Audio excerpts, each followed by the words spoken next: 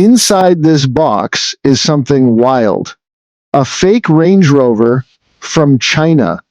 That's right. We got this knockoff SUV straight from Alibaba, and honestly, we have no idea what's inside. So what are we going to do with it? Unbox it, compare it to the real thing, and yes, even take it for a spin. We'll test it on the road, in reverse, and even race it against a real Range Rover. Let's find out if this thing can handle more than just looking cute. Ready? Let's get cracking. All right, here it is. Yeah, we'll sneak peek first. Honestly, it's bigger than I expected, but also hilariously small. Let's get the back open. Yeah, that was dramatic. Ready? 3, 2, 1. And there it is. Look at this thing. It's tiny, like really tiny. The first thing you notice, the front, it's almost identical to a real Range Rover.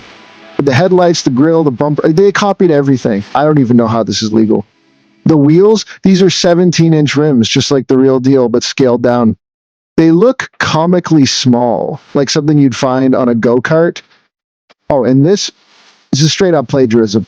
No other car has this detail. This is the Range Rover signature look. First impressions. Okay, let's talk about the build quality. It's concerning. Some of these panels look like they've been glued on. In this, it's an electric car. That's right, it runs on a 3,500 watt motor, the same wattage as your average kitchen stove. You get this is literally something you'd use for a computer. But hey, it can go 90K on a full charge with a max speed of 50 km per hour. Not bad for a knockoff gotcha. Can I share the price? $4,000. Well, by the time you ship it here, it's closer to $10,000. Still, considering the real deal costs upwards of $150,000, this is very budget friendly.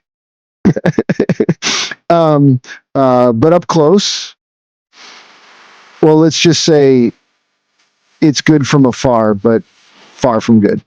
Build quality. Check this out. That's a dent. The material feels so flimsy I could probably rip it off by hand. And these mirrors, one screw is holding them on. Literally, one screw. But hey, when you're only paying $4,000, you can't expect luxury. Still, driving this around is hilarious, especially when real Range Rovers pass by. The owners must be fuming. Side-by-side compacting. Now for the big wayment. Let's compare this with a real Range Rover. Cue the editing magic. Okay, side-by-side, the size difference is ridiculous. The knockoff only reaches the back wheel of the real one. The wheels are a joke.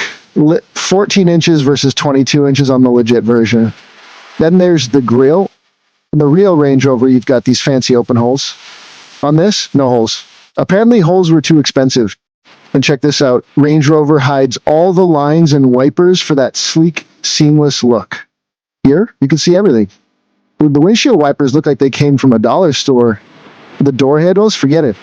The real one, they're flush-mounted and elegant. And the knockoff, they're these chunky, plasticky things.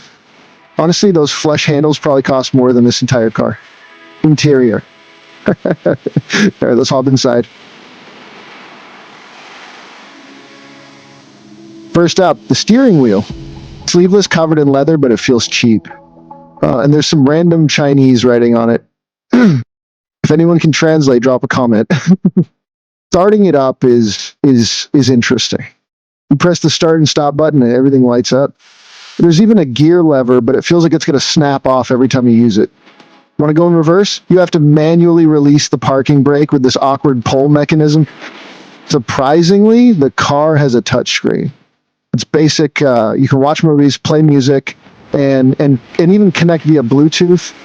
But compared to the real Range Rover's high-tech setup, it's laughable. The seats are pleather. The center console, fake. The overhead console, also fake. Except for one working light. The rear view mirror is held on with a suction cup. Yes, a suction cup.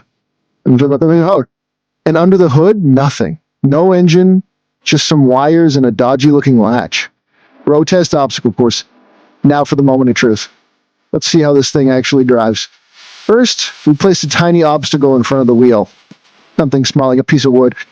And guess what? It couldn't move. The motor struggled so hard it started making weird noises.